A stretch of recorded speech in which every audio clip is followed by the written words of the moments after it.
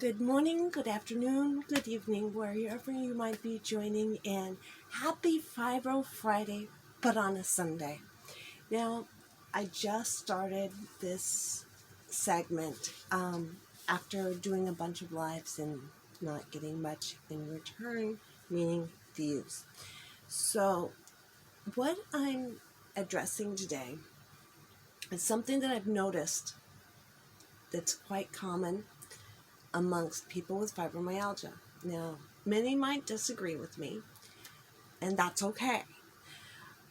What I have found is that most people with fibromyalgia also have an undercurrent of some form of mental or emotional or physical health issue.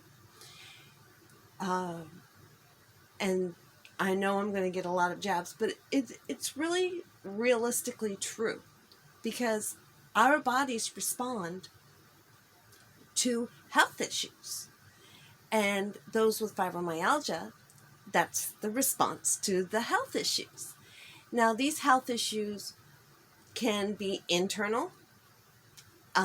They can form from all sorts of stuff, IBS, IBS-C, gastrointestinal issues, heart issues, female issue, male issues. The list is on and on the health aspect. Okay. Then we have the mental health, which is a lot common with PTSD or CPTSD, which means simply compound post-traumatic stress disorder, which is basically one stressor over another stressor over another stressor. Yeah, compound. They just don't get addressed. Then we have emotional, which kind of ties into the mental, because you don't deal with it so well, so it ends up being compound. These all end up being turned into fibromyalgia. Though some people might disagree, I have talked with many medical professionals who state that yes, there's validity to the statement. And if you look at medical journals, then most people will agree on the medical people. Sorry about this. Medical people's all back this, that there's always something medical underneath. So something that really has come to me over the time that I've worked with people with fibromyalgia, and I know I'm going to get a lot of people questioning, like, what does this have to do? And others are going to actually see the commonality, okay? Fibromyalgia and mental illness have something so in common. You're going to think, Scarlo, yeah, they're troublemakers. The difference is that, they are totally different spectrums. Mental illness has to do with the mind. Fibromyalgia actually, in a lot of sense, has to do with the mind. You say, but how can that be, Scarlo? I don't understand. It's simple, because fibromyalgia, it's the mind, and the processes go right into the body and cause the nerves, because the mind is, well, they say it's a terrible thing to waste. Well, we're not really wasting it, because we're taking all of our stressors and it goes directly into the spine, which is the central nervous system, because that's where all the nerves come out of, is the spine, and it actually causes challenges into the muscles. Now, what do they have in common? Neither one can be seen. That's right. Fibromyalgia, mental illness, neither one can be seen.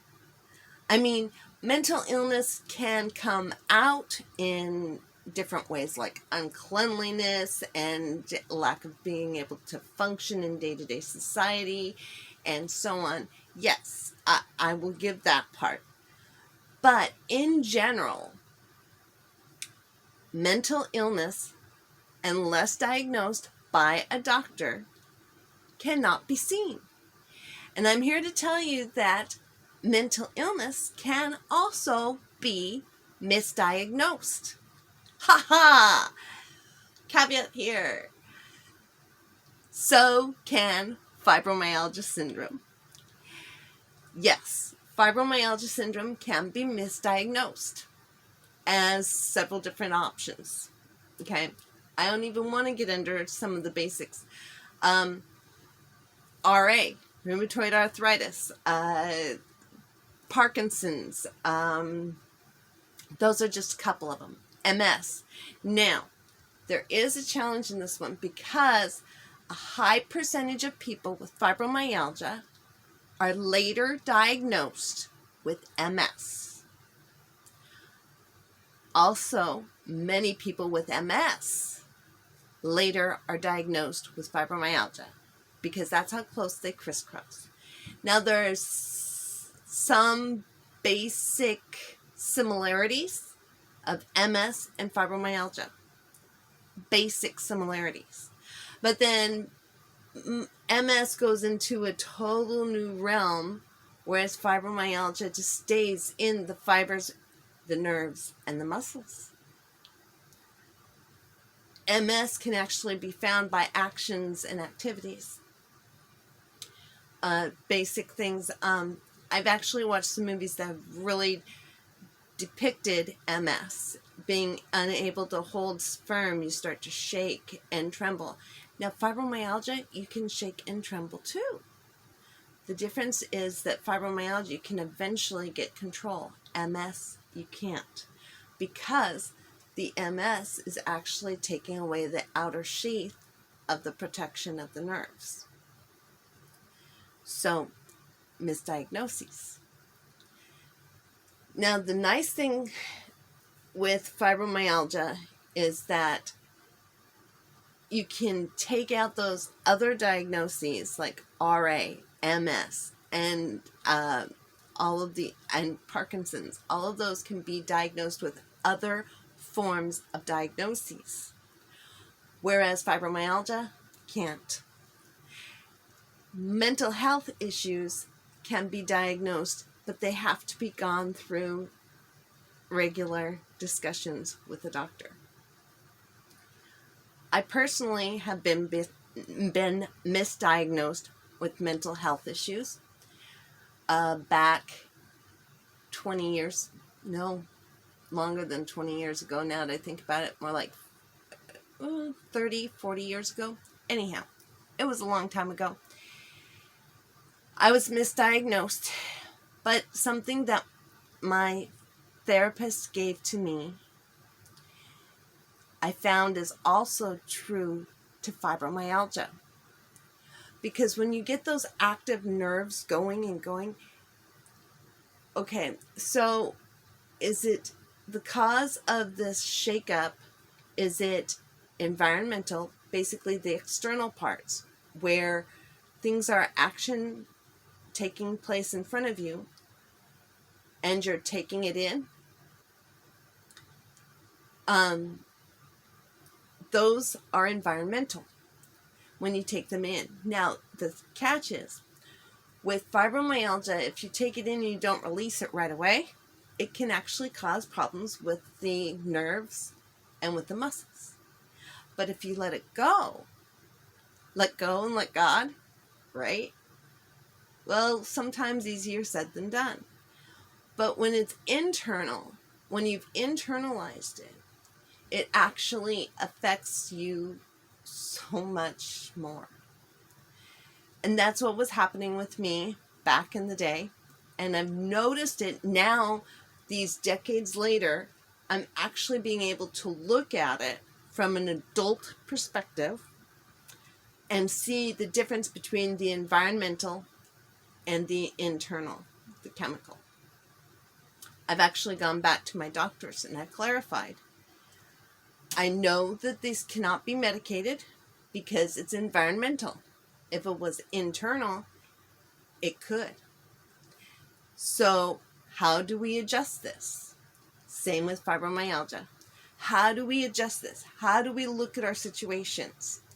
I have seen a few people that I've worked with, and I noticed them taking on the externals and stressing out. And it's like, no, you can't stress out, because that's what the nerves are going to take in.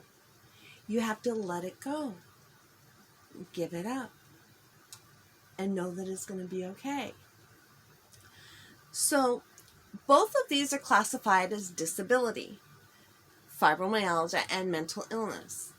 How they become a disability is simply by not being able to do the traditional normal work that is considered the normal gainful employment. That's disability, right?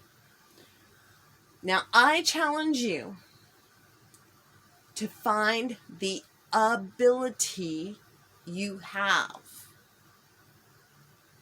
that can actually be resourced and made into something prosperous. This is going to be easier said than done for many people.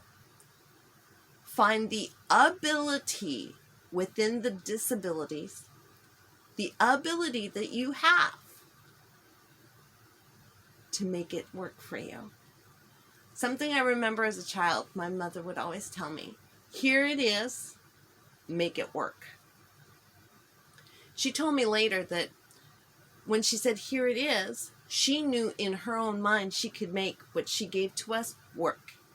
So it was up to us to have the ability to do the same, to learn how to do the same on our own. So I bring to you, now that I've explained fibromyalgia, mental illness, how they are similar, how they are different, how they can be mistaken, how they can be silenced, nobody can see them. It's up to us each individually. What is the ability that you have? Tell me in the comments below. I would love to know. Or send me an email at scarlo.folsom@gmail.com. It's so much easier than the other one I had. And that's SCARLO.F as in Frank, OLS as in Sam, OM as in Mary @gmail.com. Let me know what your ability is. Let me know if you could use some help to get it going for you. Until next time, good to hear from you.